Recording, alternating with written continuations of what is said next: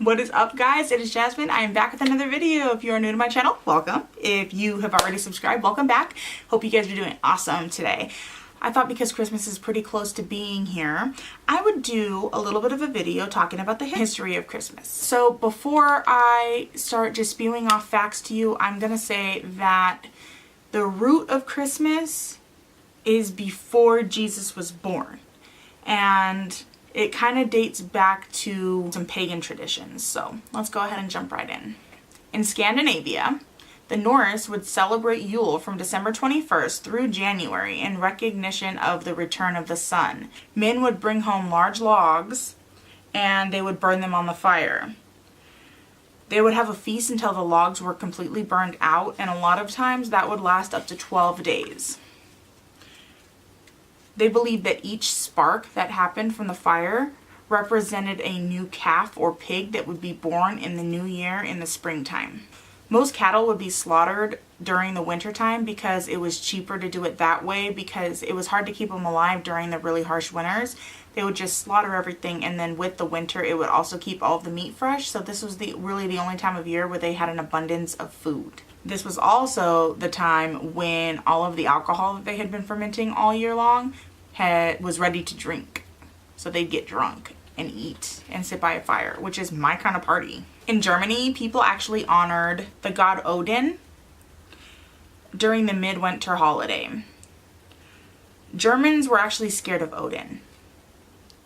They believed that he would fly around at night and he would pick people who would either prosper or perish, and so they always made sure to leave things out for him and to worship him and to remember him, so that they were the people that would prosper versus perish. In Rome, winters weren't as harsh as they were in the other places that I've been talking about. And so during our holiday season, which is Christmas, they would actually have a celebration called Saturnalia. And Saturnalia is a holiday that celebrates Saturn, the planet, and also Saturn, the god. Saturn was the god of agriculture. This celebration started the first of the week of the winter solstice, and winter solstice is the 21st, and it lasted the whole month. Romans also celebrated Juvenalia, which was a feast honoring all of the children in Rome. They also celebrated the birthday of Mithra on December 25th, and Mithra was the god of light. Now here's kind of where Christianity comes in, okay? Early on, Christians didn't celebrate Christmas. The only holiday that Christians really celebrated was Easter. Now, Easter is the day that Jesus Christ was hung on the cross and was crucified. They never celebrated the birth of him. In fact, Jesus apparently was most likely born between June and July, from what records are saying. But my husband brought up a valid point. He was like, it would make sense that it would be in December because he was born, I live in the United States. So if he was born during the summertime, it would make sense that it was around December 25th because it's winter here. But on the other side of the hemisphere, it's summer right now. So maybe he really was born in December. If you think about it, there's multiple cards from Australia of Santa on skis. Most people that live in Australia end up sunbathing or going to the beach for Christmas. They don't have a warm, cozy Christmas like we do. So Pope Julius was actually the first person who chose December 25th for Christmas. The church kind of chose to do this because they felt like if they were to start celebrating Christmas, which is the birth of Jesus, around the same time that all of these other pagan celebrations were at, it would make it easier to kind of transition more people into Christianity versus just telling them how to do it. So if I just kind of join in on your celebration, you aren't going to feel like you're missing anything from your culture and what you believe. So in turn, it's going to make it easier for everyone. And when he did this, he more or less just kind of jumped on board with the Saturnalia festival. He then called it the Feast of the Nativity. Then at this time, customs had actually spread across to Egypt by 432 AD and had already gotten all the way to England by 500 AD. By the end of the 1700s, it was actually known as Christmas and no longer the Day of the Nativity. And it had actually spread all the way back to Scandinavia, where we first started talking about the history of Christmas. So it made a total loop, if that makes sense. So by having Christmas happen during this time and all of the other pagan holidays, it increased their chances of dictating the way that people started to celebrate Christmas.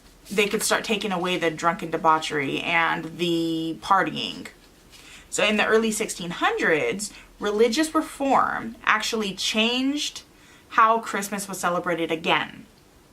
Oliver Cromwell and his Puritan forces actually took over England in 1641.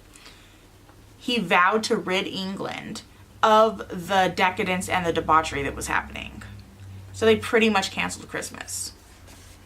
So then when King Charles II was restored to his throne, he brought back Christmas.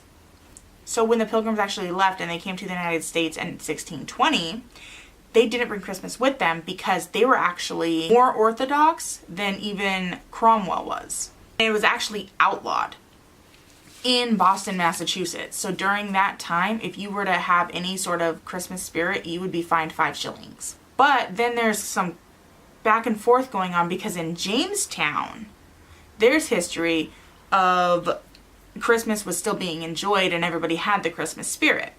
So after the American Revolution, the English customs kind of disappeared, including Christmas. So Christmas wasn't even, at this point, Christmas wasn't even considered a national holiday in the United States until June 26th of 1870. Then, late 1800s, Americans began to embrace Christmas all over again. In the early 1800s, unemployment was so high that there was a lot of rioting going on there was gang rioting going on throughout New York, especially during the Christmas season. So in 1828, the New York City Council instituted the city's first police force in response to a Christmas riot. They encouraged many people of the upper class to begin to change the way that it was celebrated in the U.S. In 1819, best-selling author Washington Irving wrote The Sketchbook, which was pretty much a whole book on being a charitable person and being a Christian person during the holidays and giving back to those who needed it. Also around that time, Charles Dickens wrote A Christmas Carol that showed the importance of charity. So more or less, the United States has kind of adopted different pieces from different places, different religions, and kind of made Christmas what it is today. So I thought it would be interesting to go ahead and tell you guys all of the symbols that we use during Christmas that actually have pagan roots. So holly in Rome was actually a sacred plant of the god Saturn. Mistletoe, the Druids actually believed that it protected them from thunder and lightning and that it was a plentiful, joyful plant. Ivy represented Bacchus, the god of wine and revelry. And he wore it in his crown, and it was a symbol of eternal life. Wreaths, Romans originally made them out of bay leaves, and bay leaves were sacred to Apollo, and they also brought good luck. Santa actually represents Father Christmas, and not the Coca-Cola version of Father Christmas and not the Coca-Cola version of Santa, but the pagan god Odin, the one who flew around in the sky and picked and chose who would prosper and who would perish. Gift giving, it actually goes back to Saturnalia, which people would give small gifts to each other for luck and also in a charitable way to give back to those who needed a little bit of something during that holiday. The colors red and green actually go back to pagan roots, and those are people who worship, specific pagans who worship the earth believe that red and green represent fertility, and green trees, green bushes, red berries, meaning fruit and plentiful food. Christmas carols were actually pagan, and they were sung during each solstice.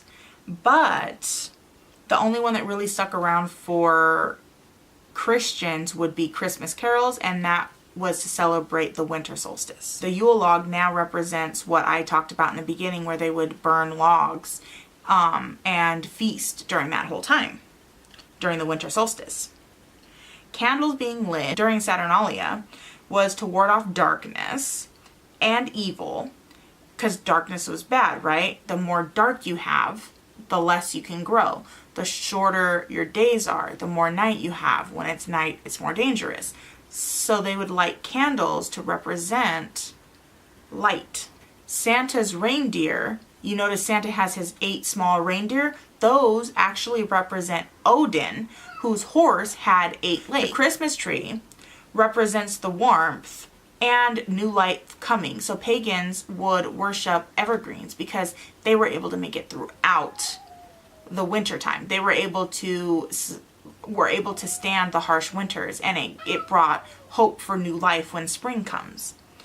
Reindeer also represent Herne the hunter, and he was a Celtic deity, and he was depicted on the Gunderstrop cauldron with a reindeer by his side.